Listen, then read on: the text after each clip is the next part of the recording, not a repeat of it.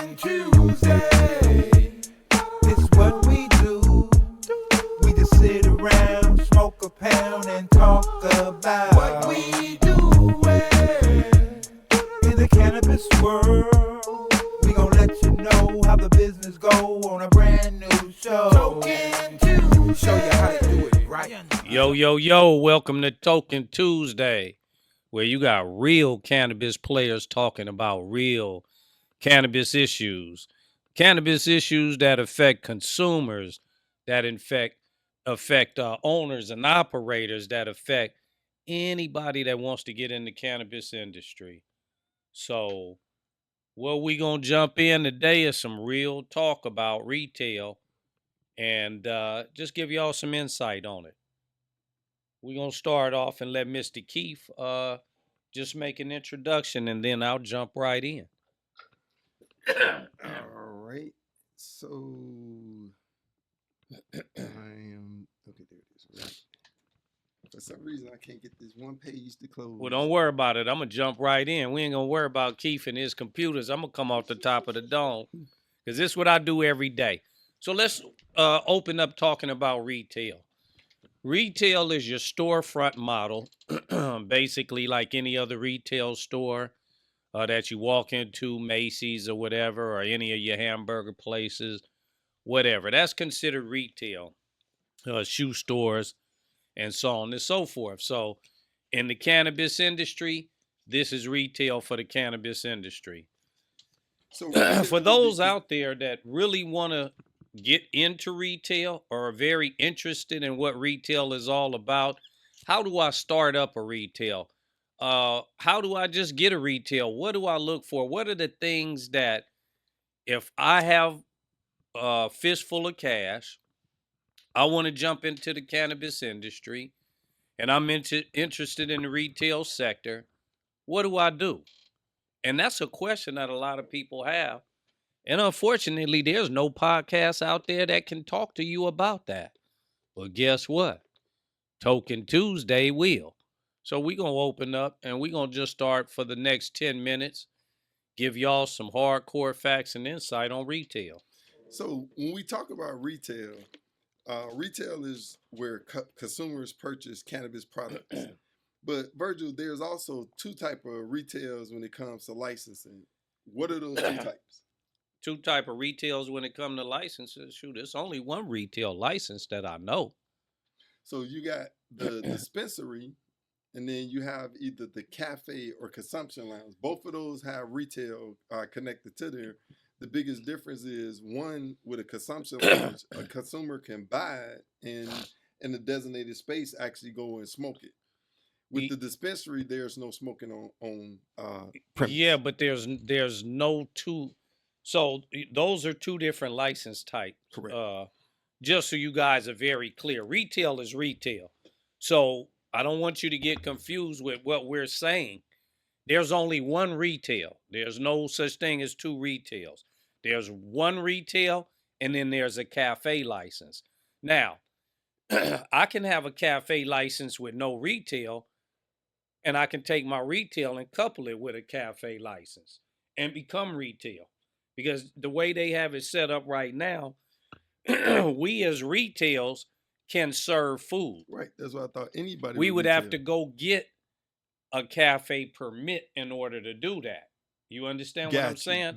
I don't have to go to the DCC. I don't have to go to the regulators to go get my cafe license.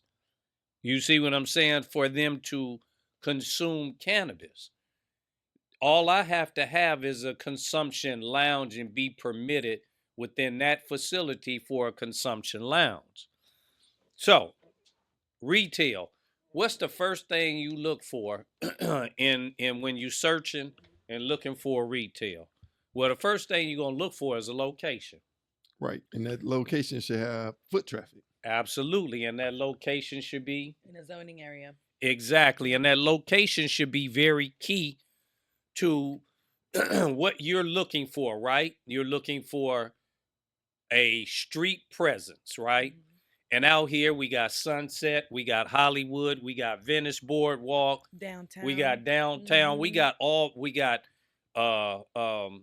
Las, what is it, La Cienega or no, Highland. We got Highland, which is a street a lot of foot traffic goes down.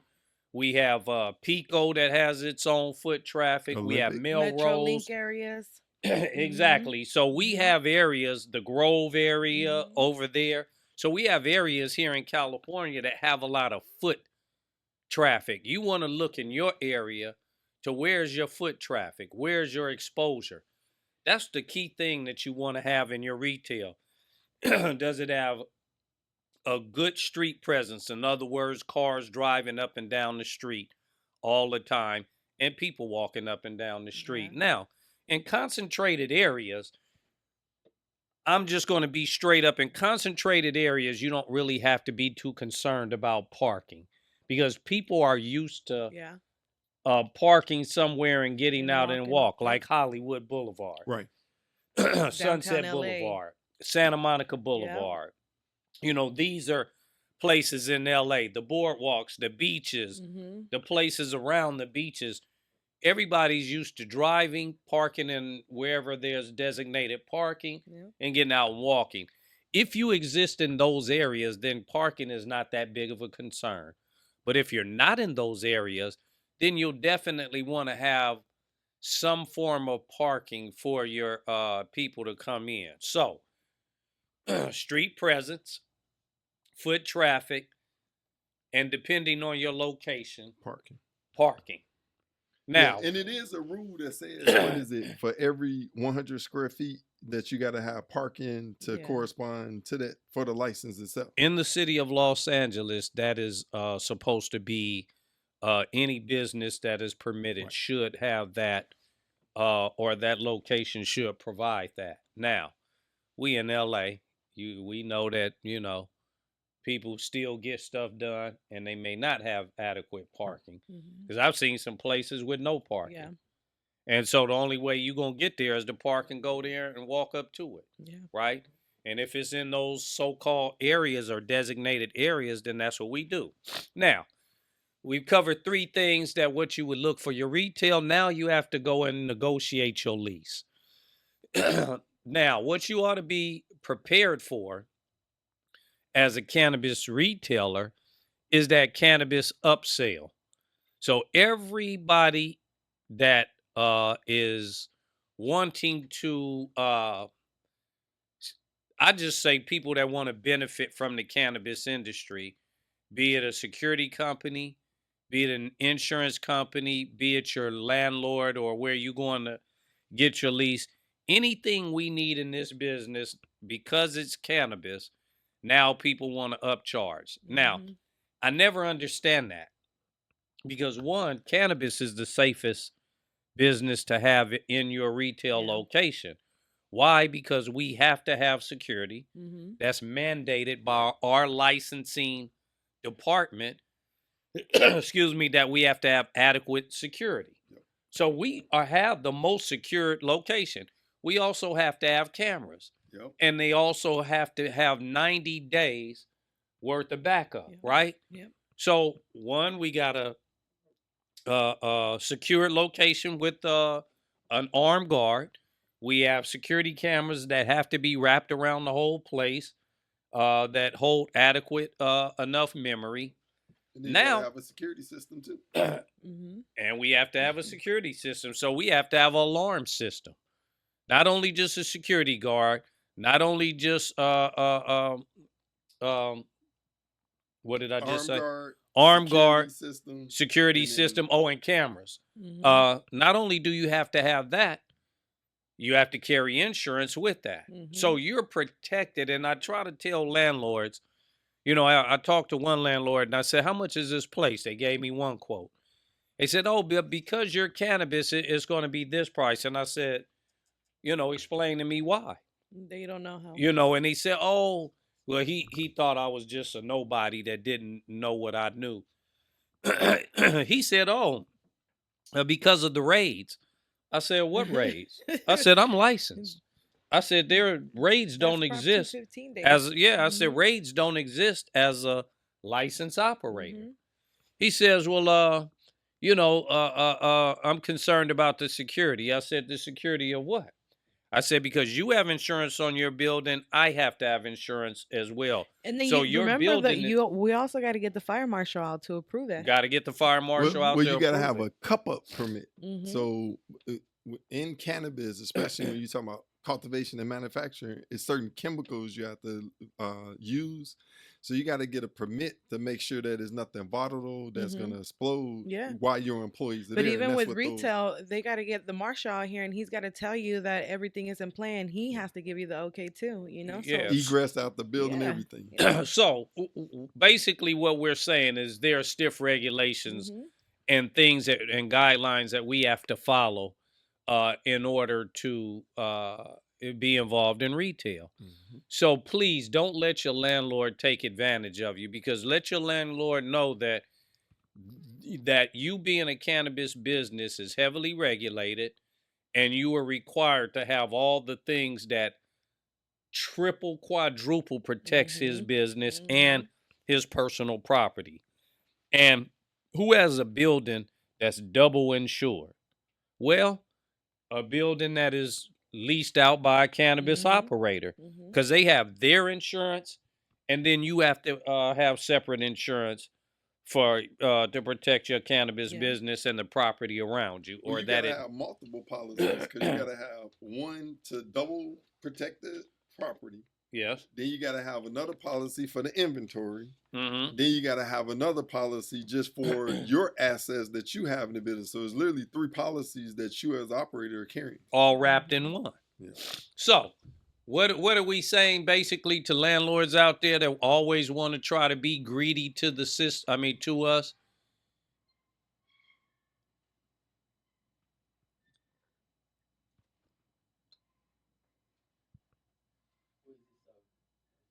You want to go check? Who opened the door? Oh,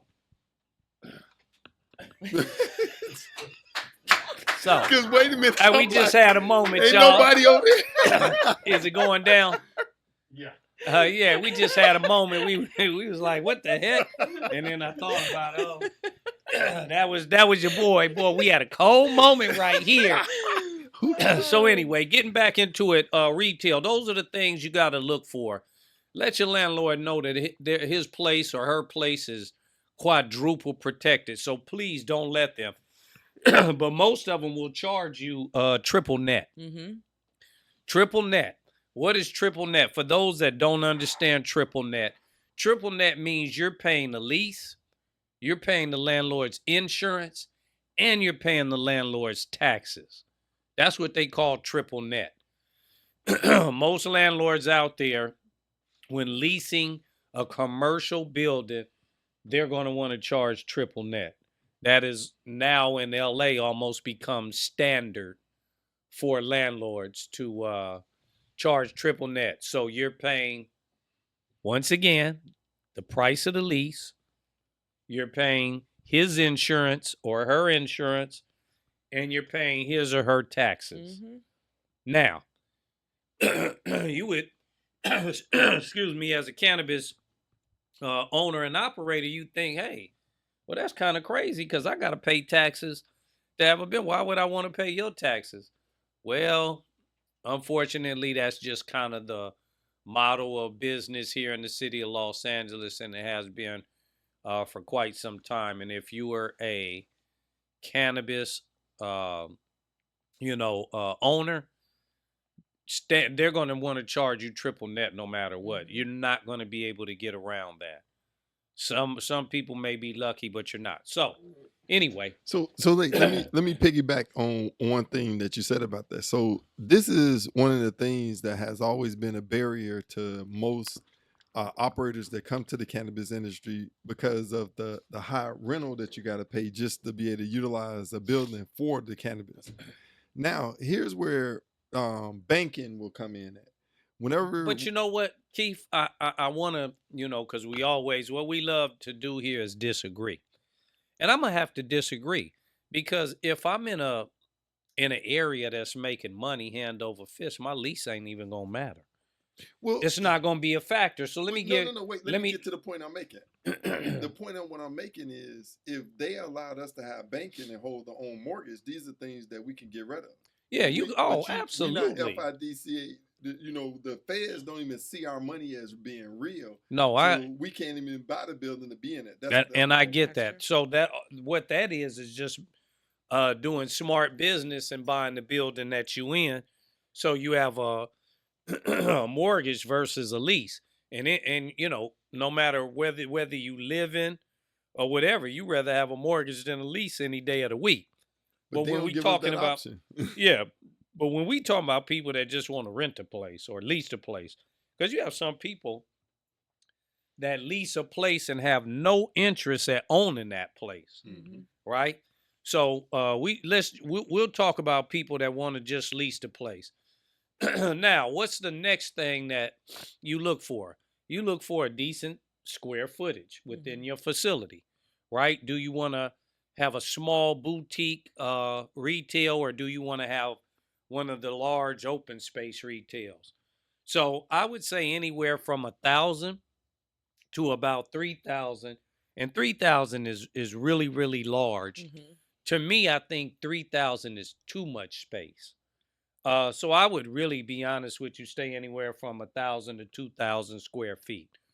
3,000 3,000 is overkill, but it may be good for a place that just has people coming in all day, every day. Or if Mm-hmm. you want to cascade certain brands, you might put up a pop up for them. So Yeah, if I got California Cannabis, I'm gonna give you your whole corner where you could display all of your products. Mm-hmm. And this is just a way of generating money, especially in a competitive market like we have now. It does absolutely, work. I've seen it absolutely. work, yeah, where you have multiple brands that come and you have, a dedicated day to either your consumer or even your bud tender appreciation days. So Hmm. Yeah. it's Yeah, a smart way of marketing. and so that's what those are the things you kind of look for. So the square footage. You also want to look at a place that kind of already models retail. So I'm gonna tell you the stores really the best stores to go behind, like like a jewelry store. Like say the jewelry store moved out and you come in behind that jewelry store and take over their location. To me, those are some of the best places to take over. Why? Because they already have nice display cases Yeah. there. Mm-hmm. You know what I'm saying? To Safe. display the product. So you can kind of walk in with an already set up, already made dispensary with something like that. Or you just get one where you see it as maybe a box or so, and you could say, okay, I could set this up the way I like it. But you don't want to go into a place where you got to go in and do a heck of a lot of work because you're going to spend so much money in the reconstructing, Mm-hmm. rebuilding. Like Planet 13 spent $14 million in the In Vegas. opening up. I think it was either the one in Vegas or something. They spent an ungodly amount of money to open up that place. Um, to me, that was kind of ridiculous. Like, Are they making it you, back? huh? Is that place making it back? I, It's hard to I'd be say. willing to say no time soon Yeah. because I don't see 14 million walking through that door. Mm-mm. Well, I think this is another point where you can talk about like the different models on how you want to present it to your customer. Because like back in the day, they had the Amsterdam model where you had many jars of different cannabis and people can Yes. actually, smell the flower. You might even, sample a little bit before you buy. Yeah. Versus today, you can't really touch the product. It's kind of Regulations. prepackaged. Mm-hmm. Yeah. So well, the only reason why I think that that's a key part, I think that those regulations are No, but hurting you us. can Well, touch they the are. product now. Let me correct that. You can touch the product. So what most people do now is they have their product on display that they're selling, and then they have a sample jar. Yeah. And so they could look and smell and still look because that piece right there, that But sample is there's a not going to be problem with sold. that because the problem is so the brands only give you one or two samples, right? It comes with your order. Yeah. The problem with having just one is over time, people open it and close it, They it dries lose it the out. nose. So Yeah. a lot of people do pick their medicine based on the terp. Yeah. So if you're smelling, if you have, and so a lot of places won't do that, and there's people that don't even want to do that anymore, you know. Yeah. It's better the way it used to be when we had the jar, Hmm. but these regulations is what's hurting the industry. It's not us. It's the regulations that we have to follow, you know, because that's one of Yeah. the things they took away when. No, I just wanted to add also, just the fact of a collective. Mhm. See, when I'm dealing with a collective, those are not my customers; those are Mhm. my patients. Mhm. So literally, I get to know what ailments they have. Mhm. I'm able to grow more strands specifically for them. Versus with the retail concept, is like, well, I'm coming in looking for something. It's hard chasing a customer Mhm. versus trying to retain a customer when you Yeah. actually know what you can, what you're serving them. So Yeah. I just see like a lot of the regulations that we have now is actually anti-cannabis. Oh, they're hurting Yeah. us. Yeah. Yeah. But once again, and we've said this in the previous shows, is that the people that regulate us know nothing about the Mhm. industry. What Mhm. you need as our regulators is former owners and operators that have been in the cannabis industry. You really need a owner and an operator that's in the cannabis Yeah. industry. I don't find it a conflict of interest because when you think about it, we look at the companies and look who you have on their boards. You have people that are involved in that business. Mhm. Yes. You have Mm. somebody that actually is involved in tech that's on the board, Yeah. making decisions for tech. Look at Elon Musk. Right. There you go. Prime If you example. want to call a conflict of interest, shoot, you can never call a conflict of interest anymore when you look at that. He got two SpaceX contracts, Come on, and come he's on, sitting up come here on. talking about something. Well, you don't deserve it. Well, who gonna regulate you? Mhm. Exactly. So, you know what I'm saying? Hey, if it's good for the goose, hey, y'all know the rest. It's good for the gander. But But Virgil, anyway, we left out one other thing. So don't forget when you pick your location, that's 600 feet from a school. yeah. Because Yeah. they took the 600 feet, 800 feet from the church away because they don't pay taxes. But that is one regulation, 600 feet from a school, correct? So, yeah, I was getting ready to jump Okay, right go in ahead. that. So I'm glad you brought that up because we were going to go into sensitive use next, which is something you have to be mindful of when looking for your location. Now, depending on where you are, the state regulations is you have to be 600 feet away from schools, parks. We took churches out here in the city of Los Angeles, so as churches aren't involved, daycare centers and whatever else, right? So these are your sensitive uses, and you have to make sure that your location has been mapped out to make sure that you don't have any of those sensitive uses in the circumference of 600 feet, right? So that 600 feet wraps all the way around your place. It used to be from door to door, Right. Linear. but I believe, yeah, regulations have changed because also it's as the crows fly. Mm. Now, what people say, what do you mean as the crows fly? Well, as the crows fly, meaning that if there is a freeway and your shop is on this side of the freeway and it's a school on the other side of the freeway, Mm. as the crows fly, and the crows can fly right over that freeway, Oh. right? Mm. So it's you where you counting is where your shop is. You go through that freeway, and if that school that you cannot get to, which is crazy, that you cannot get to, that school is stopping you from opening up your shop on that side of the freeway, even though you got to go a mile down this way and maybe a mile back to Yeah. get to that school, right? Yeah. Which means you well beyond 600 600 feet. feet, right? It still stops you because the law is written as the crow flies. So just keep in mind, if you are in a city that has as the crows fly, and you can make determinations like we're doing in the county of San Diego and in the city now of San Diego, we'll make sure as the crows fly is not in that because it absolutely makes no sense. Mm. Like if those kids cannot access that cannabis shop because the freeway is in the middle, why would that ding me? Why would that Yeah. even be an issue for Well, me? never mind if they don't have ID, they not 21. Like, what are we really doing here? Like, if Exactly. they came to my door, I'm gonna be like, get the hell out of here. Yeah. Exactly. But the point is, we just talking basic what the laws Yeah. say, right?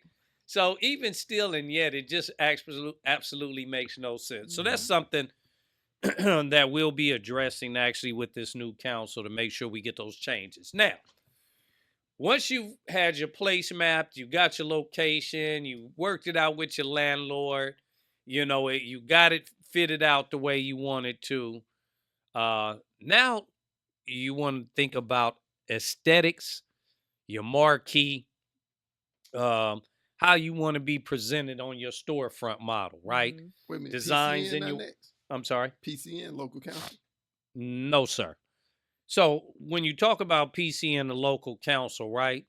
9 times out of 10, they're already going to give you a license that's already PC and ready. They're not going to give you one that you got to fight.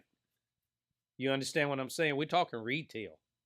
Yeah, In other words, because I got knocked out because they decided to. I understand, but what I'm saying is if I'm granted a license, Mhm. they're not going to give me a license that's going to have a PCN issue. No. I agree.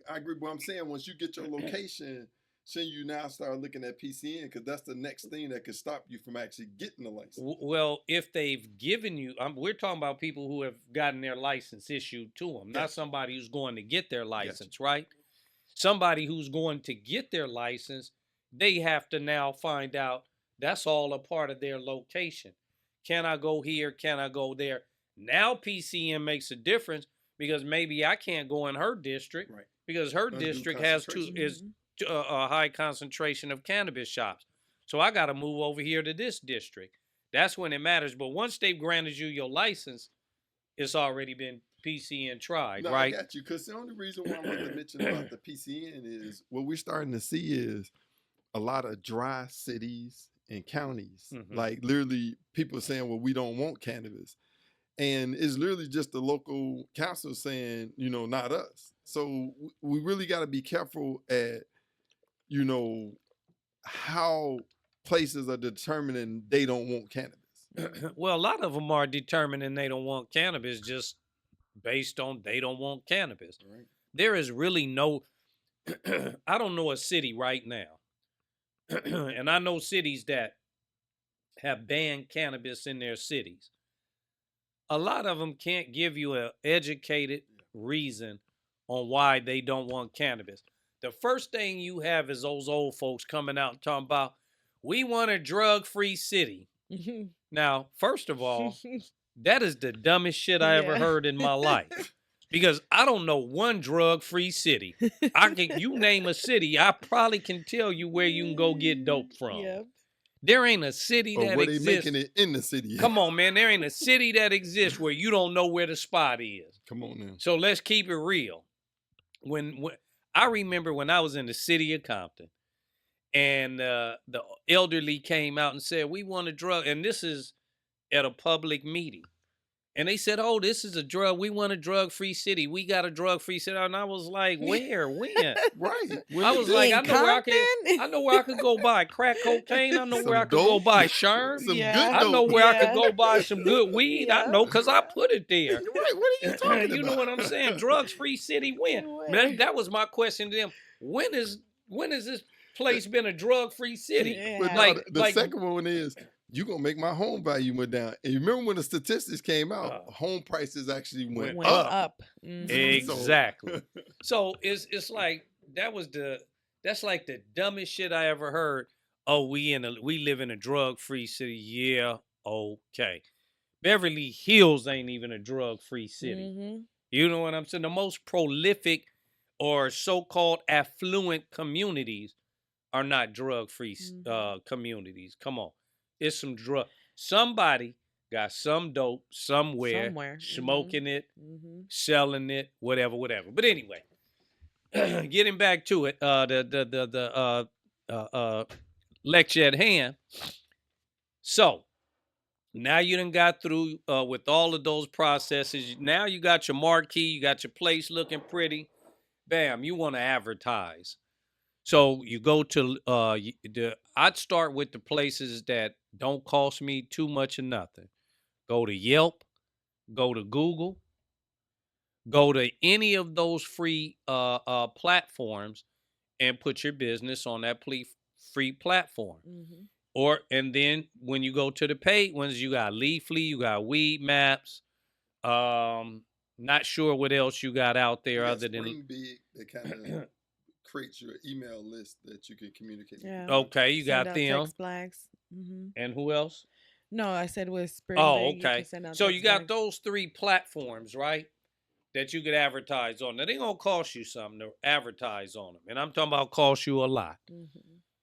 Me myself, I decline to be on any of those platforms that want to charge me an arm and a leg. Why? Because whenever I want to go somewhere, I want to do something. The first thing I'm gonna do is pick up my phone and I'm gonna hit Google and say McDonald's near Yeah. me, Yep. or Wendy's near me, Yep. Mm-hmm. or skating rink near me, or dining bar near me, That's or true. you know what I'm Yeah. saying?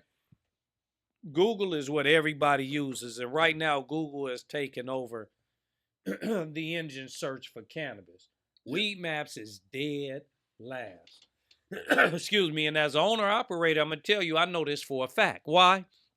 Because in all three of my locations, I gave my security guard, I gave him a piece of paper. On that piece of paper, it said, "How did you hear about us?" So it says Google, it has Yelp, it has Drive By, it has friend referral, Weed Maps, Yelp, or whatever else. Right? I got all those on there. The Out of all of that, and I've done that for 6 months straight. Right? Kept it in my shops. When I collected all of that data, guess who was the number one place that people Google. heard? Google. Google. Mm-hmm. Google was the number one place. You know how much I pay for Google? Nothing. No, you gotta pay for Google. Man, I don't pay shit for Google.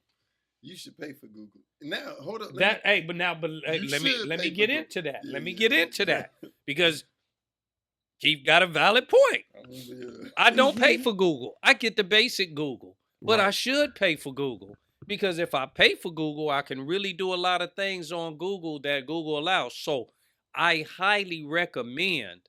And the reason why I don't do a lot of that stuff is because I've been in the industry and my shops have been around for over 10 years.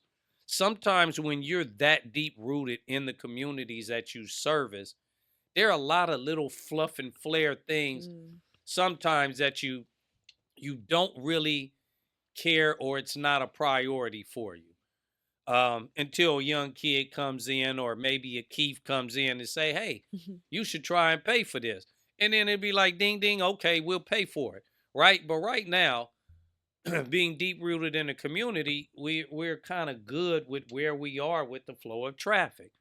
But always, if you have an opportunity to get that leg up or that advantage up, take that opportunity. But guess what? Guess Word what of the mouth. second one was? Word of mouth. Mm-hmm. Word of mouth. Who would have ever thought about word of mouth being the second most way people have contacted? But let's keep it. Let's throw some scenarios out there. How you hear about a good mechanic? Word of Word of mouth. mouth. Mm-hmm. Hey, how you hear about that hole in the wall that served that bomb food? Word of mouth. Word of mouth. Mm-hmm. How do you hear about a lot of things that Mhm. people are turning you on? People feel more Hey, comfortable. who got the fireworks? Word of mouth. Mm-hmm. Who got The best this plug. for sale or that for sale? Right. Got the hook up on this or hook up on that. Yeah. Everything is pretty much word of mouth. Yeah. Yeah. You need a new psychiatrist. Word of mouth. You Mm-hmm. need this. You need that. Everything is word of mouth. So it almost would seem shocking that word of mouth was number one. I mean, was number two, because people would have thought word of mouth would have been way down there, Mm-hmm. but word of mouth came in second. Mm-hmm. The power of communication, something we don't do a lot of in today's time. You young kids, y'all communicate on this right here. Yeah. But the Well, power of verbal and interaction and that type of you say the communication. power of communication. I say the power of community. Because see, you got to realize that it's about an experience. Like, man, I went in there, they took care of me. They gave me great flour, gave me great advice.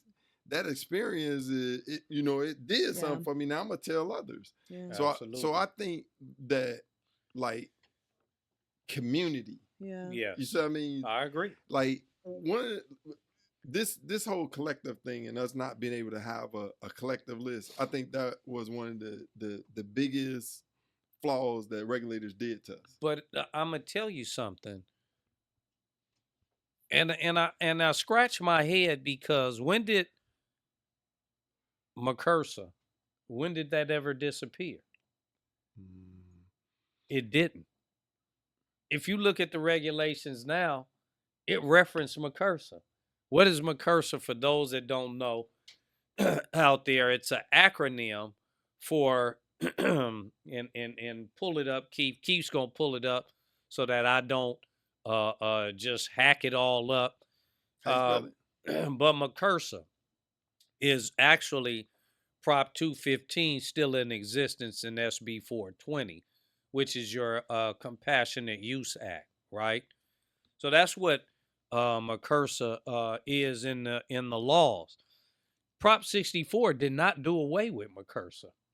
That's why you could still grow 6 plants at your home for medical I purposes, think and it you could still confused grow people. 99. Yeah. It confused a lot of people because So you know what? So I say that to say, why do I bring up Macursa? I have to bring up Macursa because medical is not dead.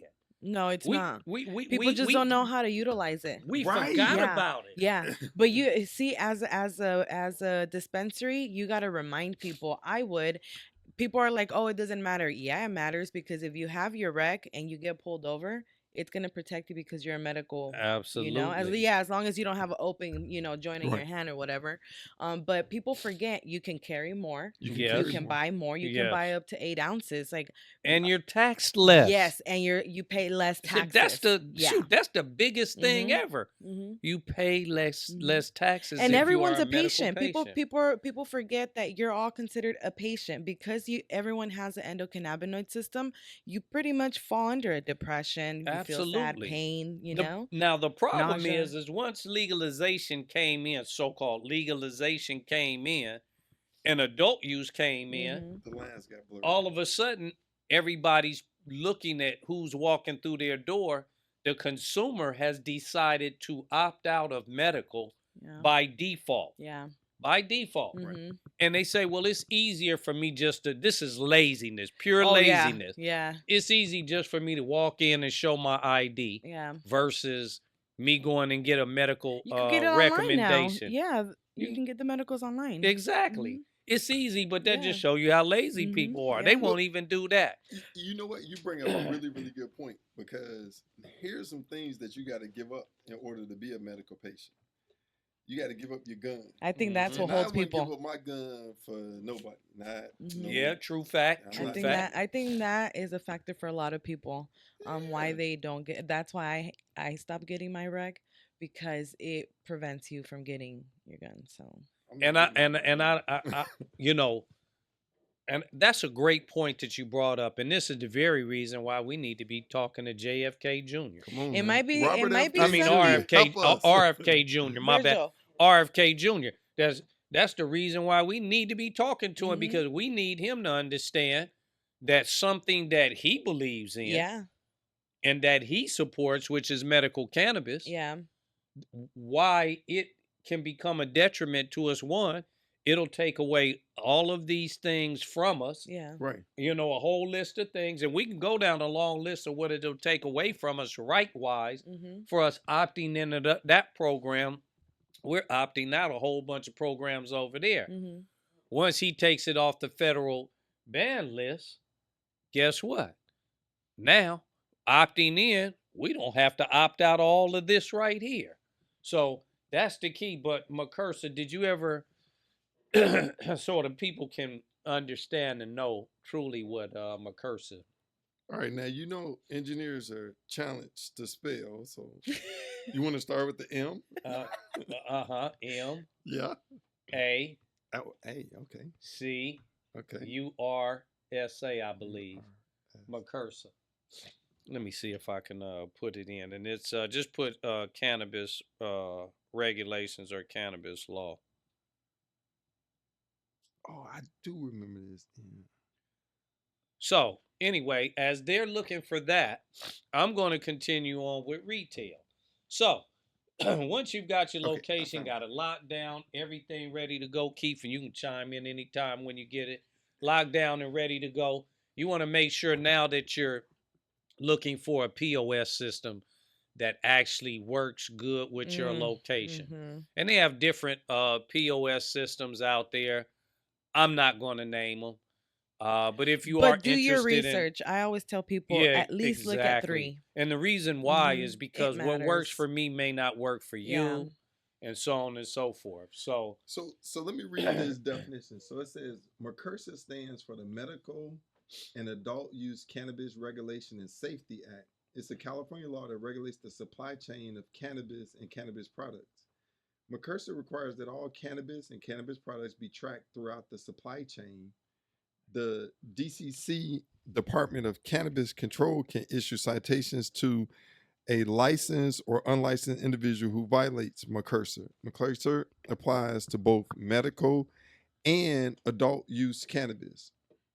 It says the DCC is authorized to issue a citation to licensed or unlicensed individuals for any act or omission that violates Macursa. exactly. So, kind of a long definition for Macursa, but you understand. It still exists and it's for the medical patient. Now, like I say, once you lock down, you get your POS system, which track and traces all of your product and keeps your inventory down within your store. Mm-hmm. Of course, you want to hire some competent people who are educated in the field of cannabis Mm-hmm. so that they can stop being bud tenders and become product specialists, Mm-hmm. which is what we have in our locations. Because bud tenders are the old days. We're in the days of product specialists, people who specialize in all the array of products that these cannabis shops have, which are edibles, tinctures, topicals, elixirs, any type of drinkables. Even they have washables in the whole 9 yards, meaning going into your cosmetics and your Yeah. bubble baths and stuff like that. So, 100%. this industry expanded. So to keep it stuck in the bud tending age, which I don't use that terminology anymore. I like product specialists because now we have a array of product. And keep in mind, I'm the one who brought that to the industry. Product specialist. Get you a couple of product specialists that have knowledge about the industry, because it's very important when someone comes into your location and they say, "Hey, what do you recommend?" Right? And Mm-hmm. then that person can ask a few questions. Well, how would you like to feel? What is your budget? What do you want to What are you spend? looking for? Yeah. That's what I go for a lot. I always say, like, what is your price range? And what do you want? Hybrid, indica, sativa. I kind of bring them down and narrow them down into a Mm-hmm. price range Mm-hmm.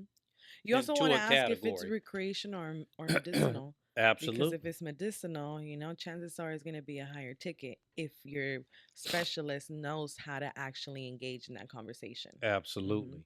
And or it also lets you know when that person is asking for something, Mm-hmm. if they're a medical patient, you kind of know which direction to put them Yeah. in. Yeah. Because if they're not a medical patient and they want a sativa, they just want a sativa. Yeah.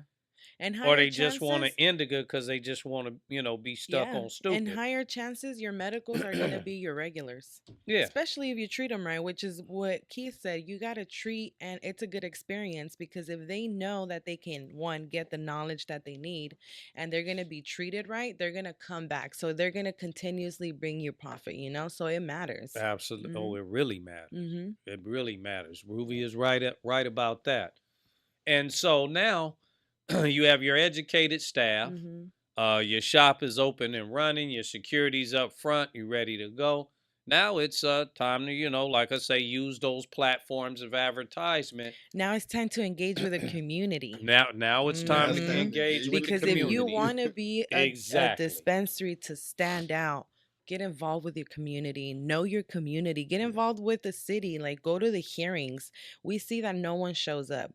But if you want to Nobody. be a dispensary that stands out, care about your consumers, so you have to be, part of the community. Yeah. And also introducing yourself to Yeah. your neighbors. Mhm. Being a good neighbor. Being a good Yeah, neighbor bring that back. means that your neighbors will watch out for you. Mhm. Yeah, they'll make sure you good.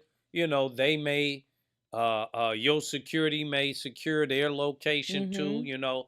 as they're walking back and forth up and down behind the building, whatever the case may be. You have cameras wrapped all around the place. Shoot, what do you think that does?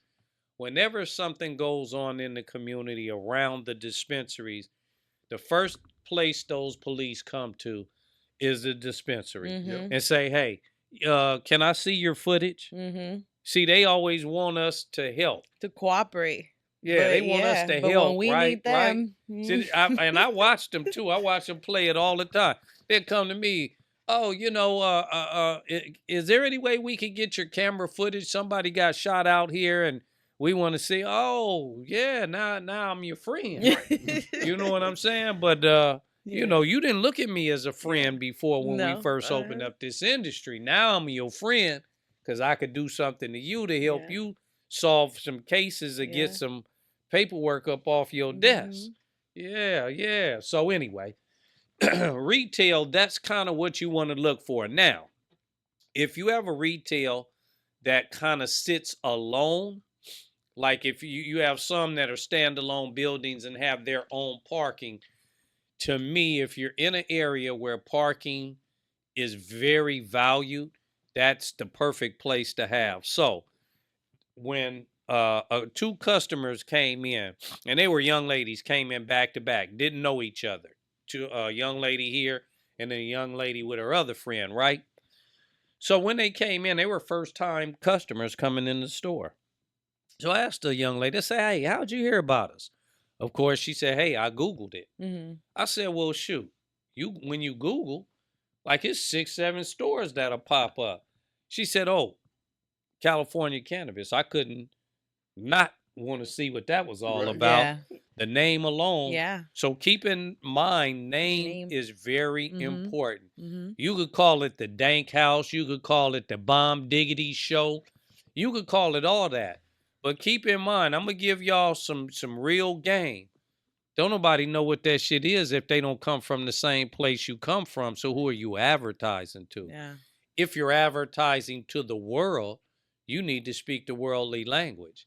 If you advertising to just your hood and your community, then you speak the language that they only know. Mhm. Just only know that you're only going to draw those people.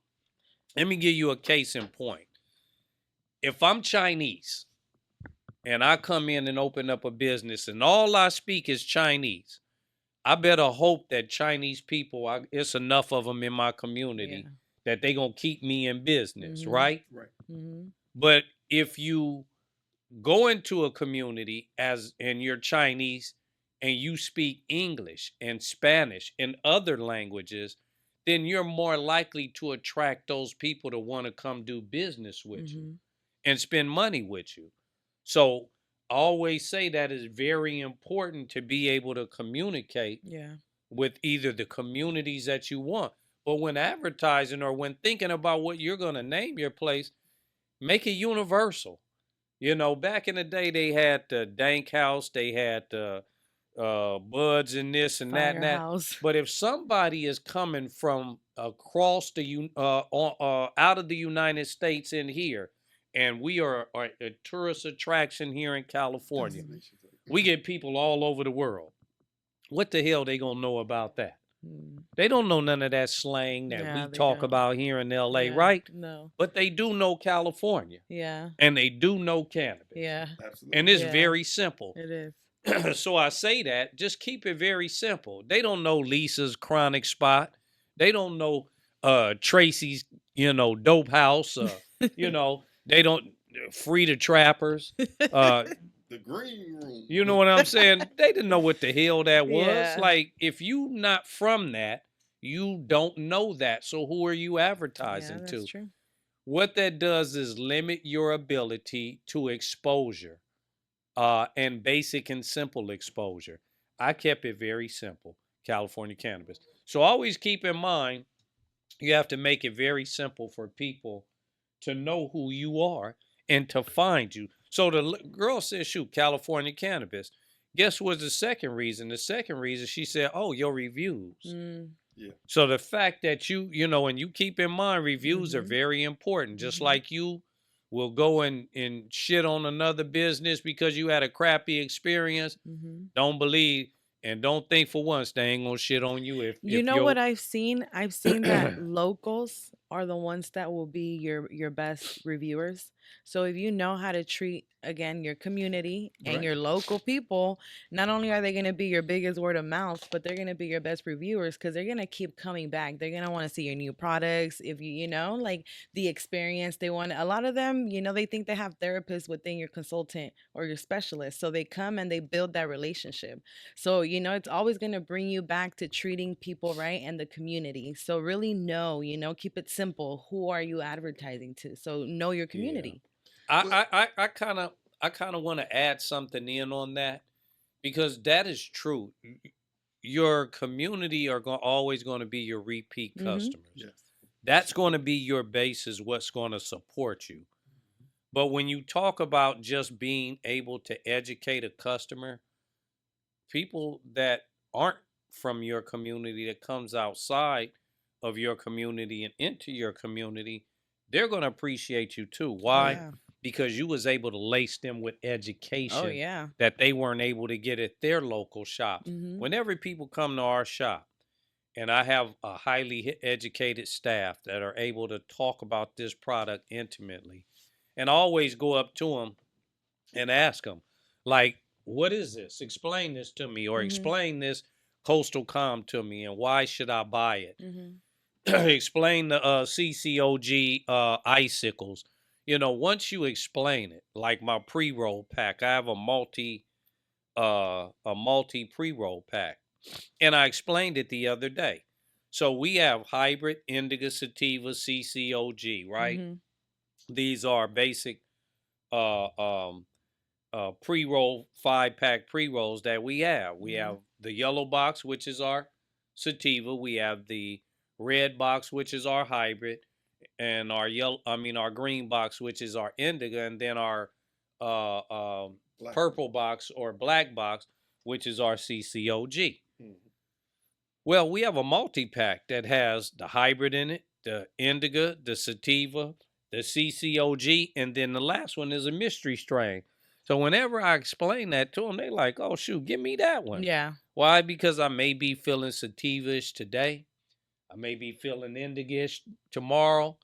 I may want some Yeah. CCOG. Mm-hmm. It just gives them the best of all the And see, worlds. and that's where hiring the right educated staff plays a huge role. Because Absolutely. if you have someone that can't sell that and that can't explain it to your consumer, you're gonna miss out on a really good ticket and someone that's gonna come back.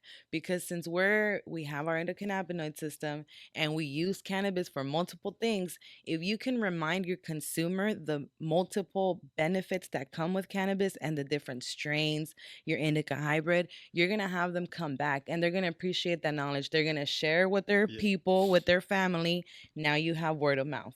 Well, You, here's another opportunity I was thinking about when you talked about community puff and paints. Mm-hmm. Like just bringing people together and having a shared experience where Mm-hmm. you say, hey, here's a plant right here is going to connect with your more creative side.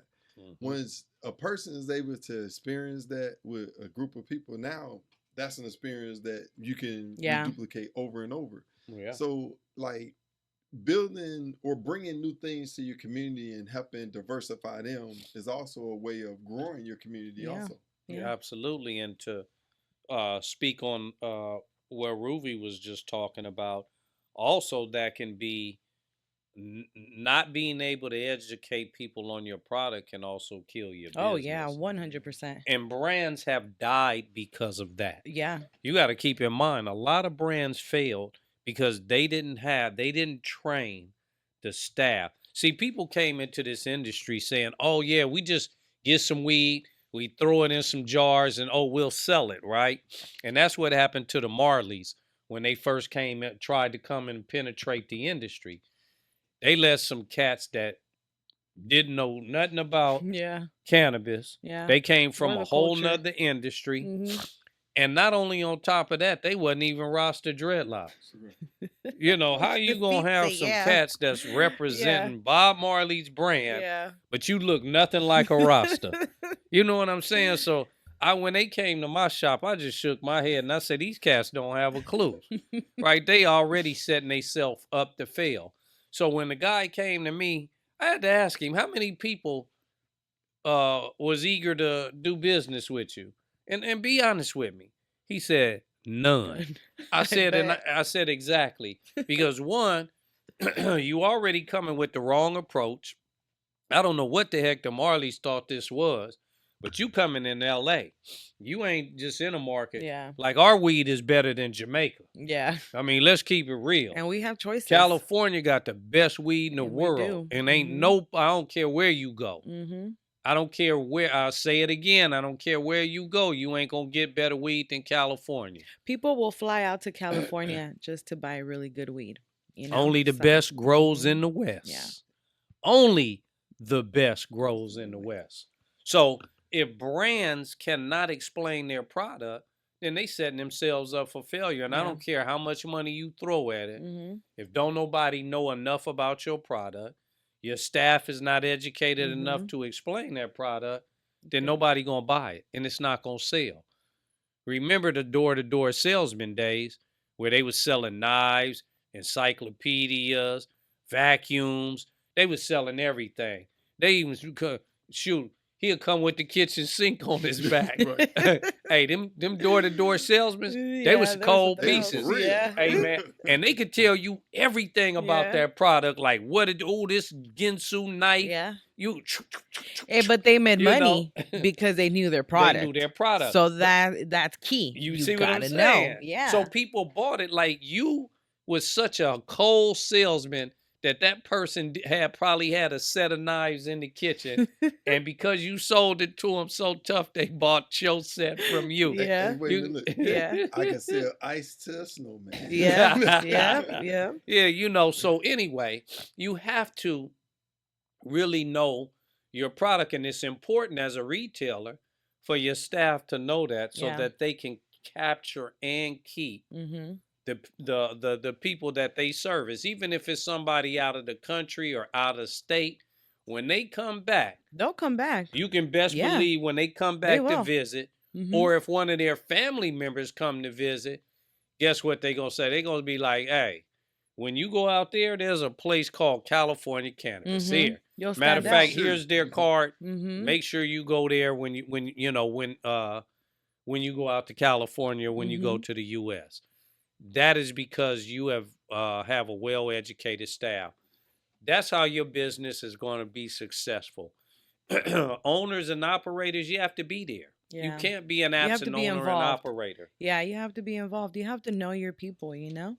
I mean, the least you could do is go and get familiar with who's running your dispensary because that's going to be your face. So Absolutely. if the person that's running it isn't even involved with their community or with their staff, your place is going to fail, you know? So you Absolutely. have to get to know your people, you know? I mean, you're going to make money. Why not care? I agree. I agree 100%. So parking, like I said, parking is a good thing. If you have a standalone building with its parking, because that was another thing that the young lady mentioned. One of the young ladies that came in, she said, "Oh, you guys have parking," because it says on our Yeah. Google that we have our own parking. And then like the Melrose area or in the downtown area or Hollywood areas, for a business to have their own parking, Mm-hmm. that's like super, key, Yeah. because people can drive on your lot, do business with you, and then go on about their business, Yeah. and they don't have to park way up the street just to come visit you Yeah. right here. So I think it gives people a sense of safety, and that's important because there's a misconception that our industry isn't safe, and I think that's why having really good parking is going to matter. So you have your in and outs, people that want to be private. So consider that. absolutely. Keith, anything you want to add to retail? Like with the retail experience, because that's like the last step before it goes to the customer. Like I always just look at what information can we get from retail to make it better. Mm-hmm. And you guys, you hit it around the community that comes in. What are the products they looking for? Mm-hmm. What is the price range they looking for? Like I Absolutely. Yeah, think that's one of the key important. things you gotta understand is you don't want to sell premium weed in an area where the median income is average. Yeah. You want to make sure that you match the product with the audience or the Mhm. customers. Mm-hmm. A lot of times, everybody want to have a $60 eighth, but what we saw, Want to overprice. $45 eighth in the right audience will do just as well. And that's Yeah. why MedMen didn't do so well, because they were overpricing their product. Price point. People went to them for a long time to realize that you don't have anything different. Yeah. And the fact that you even mentioned product, that's the key too as well. Also, for your retail, you got to supply with product, something Mhm. we didn't mention. You have to supply with product.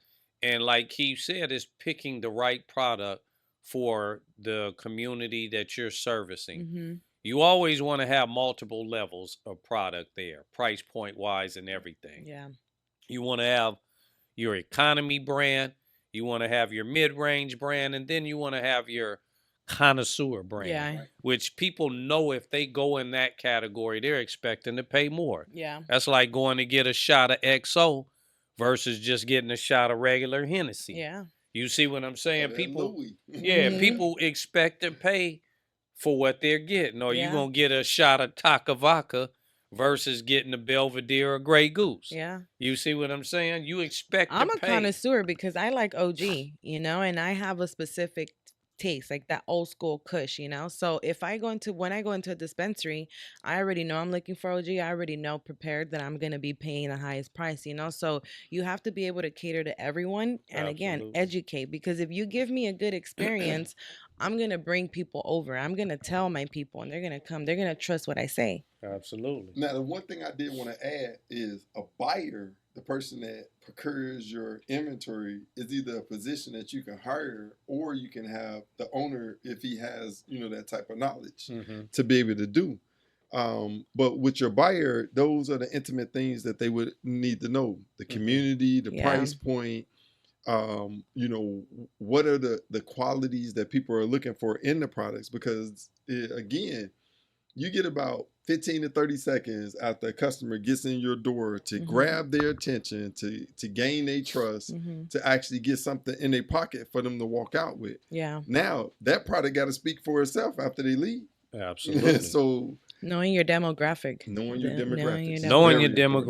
demographics, I think that is key to any business, not Mhm. just cannabis, but very important to cannabis is knowing your customers, knowing your customer base, understanding that your seniors are becoming your fastest growing population of consumers.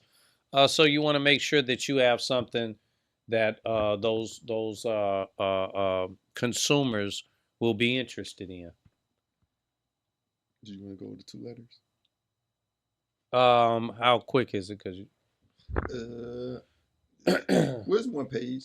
So, um, last week we talked about the two letters that we want to shoot off. One to the Secretary of the Department of Health and Human Services, Robert F. Kennedy. The letter reads as such: Dear Mr. Kennedy, congratulations on your recent nomination as the Secretary of the Department of Health and Human Service. Your leadership comes at a pivotal time for the health policy in our nation. I am writing to express concerns over the postponement of the Drug Enforcement Administration DEA hearing on the proposed rescheduling of cannabis, initially set to begin in January of 2025. These hearings have been canceled following legal challenges, delays potential reform for at least 3 months. The rescheduling of cannabis from Schedule 1 to Schedule 3 under the Controlled Substance Act is a significant issue. This reclassification could have profound implication for medical research, patient care, and the legal landscape surrounding cannabis use. The delay in proceeding hampers progress in these critical areas. Given your support for federal cannabis legalization and your commitment to align federal policy with contemporary scientific understanding and public sentiment, I urge you to prioritize a resolution to the postponement. Expedite the rescheduling process will facilitate much needed research and provide clarity for healthcare providers and patients. Thank you for your attention to this matter, and I am confident that your guidance we can achieve more rational and compassionate approach to cannabis policies. And call your boy up if you need an advisor. So, because I could advise you on how to go about it, which way to go, what to do, and what the industry is about. Is because it's understanding the industry in order to, uh, put it in that particular category, if it even goes in the category. If he doesn't decide to just take it off the list all to go, Altogether, Yeah. make it a which to commodity. me would be the greatest thing ever. But if not, then put it in a category that we all could live with. Mm-hmm. You know what I mean? Yeah. And then the second So- letter we want to send to President Donald Trump. It says, Dear President Trump, on behalf of Black farmers, cultivators, manufacturers, distribution, and dispensary owners in the cannabis industry, I extend our gratitude for your leadership and the initiative you have undertaken during your tenure. Having personally voted for you twice, I am encouraged by the direction your administration is taking. We seek your support in addressing the challenges that Black entrepreneurs face within the cannabis sector. Historically, Black communities have been disproportionately affected by the stringent drug policies, leading to significant barriers in accessing opportunities within the legalized cannabis market. To promote equity and inclusivity, we propose the following actions. Number 1, financial support, banking access. Many Black-owned cannabis businesses struggle with limited access to traditional banking, hindering our operation and growth. Safe Banking Act, pass it. Yes, we urge your administration to explore solutions that facilitate banking access for cannabis enterprises, thereby promoting financial stability and transparency. Number 2, equitable licensing and support. Implementing programs that prioritize licensing for Black entrepreneurs can help rectify historically disparities. Providing resources, mentorship, and support will enable us to establish and sustain successful businesses within the industry. Number 3, community reinvestment. Allocating a portion Boom. of cannabis taxes and revenues to community development initiatives can address the adverse effects of past drug policies. Investment in education, healthcare, economic development will foster resilience and prosperity in our communities. We are committed to collaborating with your administration to create a fair and thriving cannabis industry that benefits all Americans. Your support in these endeavors will not only rectify past injustices, but also stimulate economic growth and innovation. Thank you for your attention to this critical matter. So see, we not just in the cannabis industry doing what we doing. We trying to make change. Mm-hmm. And I don't care how you guys out there feel about those that feel some way about this administration. Um, you still have to stand up and make change. And making change is talking to the people that are in power that can make that change Absolutely. or help you make that change. That's why you hear the conversation of reaching across the aisle. Right. Mm-hmm. That means Democrat and Republican reaching across the aisle to connect with each other for the greater good of us, the people, because they represent us at the end of the day. I don't care if it's Republican or Democrat. If I live in a mainly Republican community, then that Republican person represents me. If I live in a mainly Democratic community, then that person represents me. And I expect no matter which side of the aisle you on, to represent me. Right. You know what I'm saying? Because you're not put in there to represent only Republicans or Mhm. only white folks or only black folks or only Latino folks. You there to represent the people. That's right. Mhm. And so we have to get back to why those seats were even created, because it was created for we the people. And if you're not representing we the people, then you shouldn't be where you are, right? So with that being said, we have a lot of work to do to get out there and make sure that we can make those necessary changes for all y'all out there that want to come into this industry and make it big and make it good. And you can. You just have to make sure that you understand this process, because this industry is still new, still thriving, still growing, still building, still doing something. So you could be a part of that change that is being made in the industry.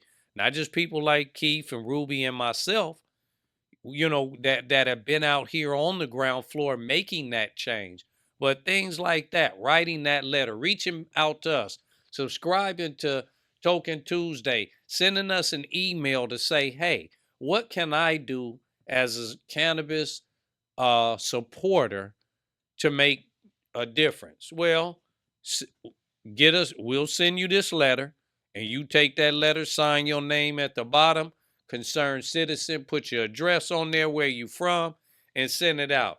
They get enough letters. If that office gets inundated with letters and emails, and they're like, what the heck is going on here? I guarantee you change will be made. I guarantee you somebody gonna pay attention. Mhm. Virgil, can I add? Problem is we want to talk and complain about it, Right. and we don't want to get up and do nothing about it. Mhm. Yes. You want to sit in church and get happy and praise the Lord and all that stuff, and then walk out and don't do nothing about your life. Mhm. Y'all got to stop. Do something different. Get out there and get involved. Mhm. And I'm not talking about marching. That marching shit is over with. That Martin Luther King marching shit, that don't work no more. Mm-mm. We ain't in that era. We're in the era of changing things through policy. Mhm. You want something done, you could get out there and march all day, and ain't nothing gonna get done but your feet get tired and your back hurt and you're sweating. And you got on the news for about 5 seconds, and then people forgot about you 2 days later, Mhm. and you didn't make no change. How you make change? Go to your local legislator, Yes. your local elected Yes. Get official, involved. your city official, your state official, Mhm. your congressional official, and you start pushing policy. Write some policy of your own, what you think should be happening, and then present that and put it in a form that they can understand. That's how change is made. If you ain't making change like that, you ain't doing nothing. You just a lot of hot air. Mhm. So two things. I thank you so much for saying that. Like in the Bible, James 2:17, even so faith it is has no work is dead, being alone. Faith without works is dead. Yes. Bottom line, y'all know that. The- Church going folks know Come on. that faith without works is dead. So you can have all the faith in the world, but if you ain't, like the good Lord say, you ain't putting no work behind it, you ain't getting Yeah. nothing done, and He ain't gonna help you. Mhm. Yeah. So just think about this. For 54 years, cannabis has been prohibited from 1937 to right now. And this Mhm. is the first time we actually had uh, um, a confirmed person that actually says that they want cannabis. Exactly, and So supports you the cause. right. So we have to remember how close we are right now. And I always tell people that when you get this close to the finish line, this is when you need your biggest push. Yeah. So that means everyone at the sound of our voice. If we got to do another Million Man March, million people march, whatever it has to Mhm. be, Marijuana Man March. come on now. It's time. The time is right now. The urgency is right now. And remember one thing, you're fighting for health care. This is an alternative healthcare approach. Instead of you Alternative always medicine. putting synthetic medicines and drugs in you, this is a healthy, holistic way of relaxing, reducing nausea, that Inflammation. inflammation. Mhm. Like, why are we not seeing this as an opportunity to reduce our Medicare price that we Absolutely. paying. Mm-hmm. So if you're gonna take away the medicine, here's a healthy alternative that you can utilize. And it'll clear up one thing, one most important thing, because first thing they're gonna say, oh, if you smoked and we ain't this reduces this your life expectancy here, and you're this and you're that. When you talking about a medicine, we ain't talking about reducing no life expectancy here. So don't get it twisted. You Mm-hmm. guys gotta do the research for yourself, and unfortunately, that we just started doing research over the past 6 7 years, and we don't have 30 years like other countries have under their belts with cannabis, but we're getting there. Yeah. And the facts that you have out, depending on who's doing the research, because I'm gonna tell you, research is skewed. Yes, Research is skewed, very much so. and some of them are out there pushing out fallacies about what this causes, and oh, it caused cancer and this and that. Show me one time where somebody caught cancer smoking cannabis. Show me Yeah. one that they didn't do something else. Because what the problem is you want to pull me over. A police want to pull me over, and then you want me to do a test. Uh, uh, uh, uh, uh, but then they let me do a breathalyzer, find out I ain't drunk. But then you want to give me the blood test, or what is it called, the toxicology test. You see what I'm saying? To see what is in my system, right? Mm-hmm. Well, that's a problem, because we already know certain drugs only stay in your system 3 days, and there's only one herb that'll stay in your system 30 days. Cannabis. So when you Mhm. talk about finding facts about this person dying from this, well, no, you got to look at what they was really doing, because Yeah. cannabis wasn't a part of they dying. Yeah, it wasn't. You see what I'm saying? Right. But because cannabis stays in their system for 30 days, they can, through default, be able to blame it on cannabis versus Mm-hmm. blame it on the real issue at hand. But here's one problem.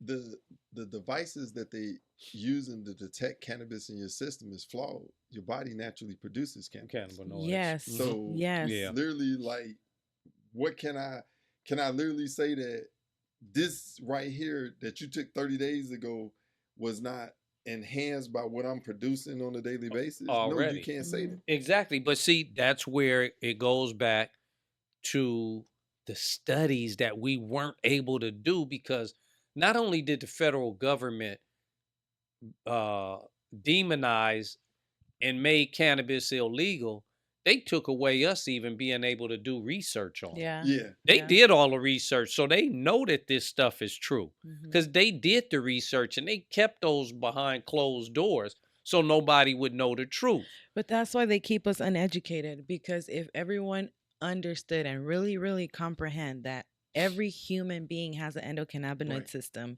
and this system functions with cannabis, which grows on earth, if we really understood that and we really educated everyone and we share that, it would be really hard to control, because Right. cannabis allows us to think with a different perspective. It breaks so many barriers mental wise, and if we really get a hold of that and we go big with it, they're going to lose that control that they have over us, which right now it's happening, which is why a lot of people still kind of are scared about getting into the cannabis industry, because Mhm. it's so demonized. But we have to remember, like Bob Marley said, one love. One love genuinely means that every human being, we're born with the system and we function with it, and that goes hand in hand with the earth. So we have to look for more knowledge and more research on that. Absolutely. So I I would agree. I would say, if you want to do research, if you want to do research to even just follow up on what Ruby just said, start with Raphael Mechoulam's patent. Mm-hmm.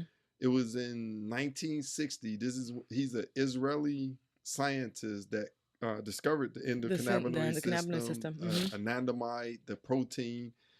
I think he recently passed away, or I think years so ago. too, like 24. Mm-hmm. But if you just start with the patent that he has for these things that we're talking about, it's empirical data in there. So it's not like he just guessed something. Mm-hmm. He literally used research, empirical data to show that these things are available. Mm-hmm. That's number one. Number two, did you know that the United States government in 1998 has a patent for CBD? Oh, Yeah, I knew that. When absolutely. you hear all the people that's getting dementia right now today, what I don't understand, how is it that a country has a patent for dementia, Parkinson, Because and they want to Alzheimer's, control it. and they won't bring forth the evidence to help people that's suffering from it? It's money. That's So how they so get you hooked with big pharma. exactly. So Mhm. we're gonna wrap it on up tonight.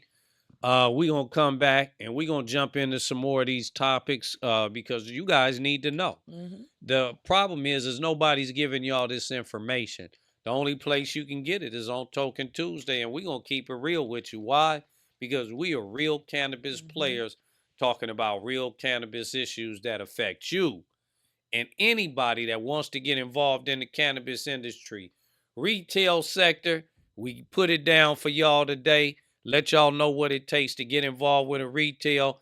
People are going to ask this question that I'm not going to leave without just saying it. You need no less than $250,000 to millions in order to open up a retail store, because people will ask me, well, Mhm. how much does it take? What's It's the going to startup take, cost? that's bare minimum, Mhm. 250,000 on up in order to open up a retail store. Until then, we going to holler back at you.